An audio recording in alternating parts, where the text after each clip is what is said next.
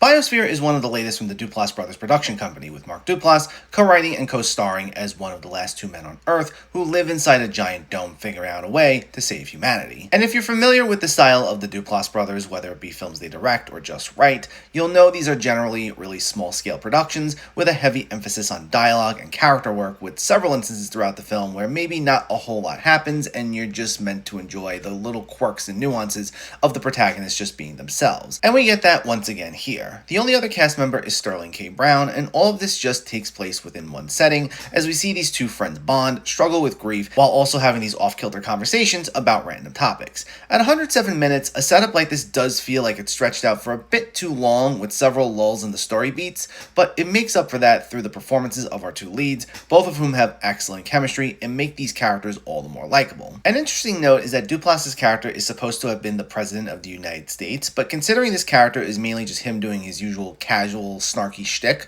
I really didn't find that believable. But if you keep that out of your head, as it doesn't come into play all that much, you'll otherwise not have much of a problem with him. I found Brown to have the more complex and intriguing character, as his background comes into play as a bizarre discovery is made halfway through the film that changes the character's dynamic, and he really drives these moments forward. And with that, I'd say once it gets to the second half, where the more sci-fi elements really come into play, I thought that's where it really shines, even if it still felt a bit boxed in by its singular setting. But it takes a direction I found to be fairly ambitious, and I won't spoil it, but it kept this from just feeling like a generic indie dramedy. It's an enjoyable enough time that makes for a fun sci-fi hidden gem, so if you're looking for something a bit different, definitely check this out.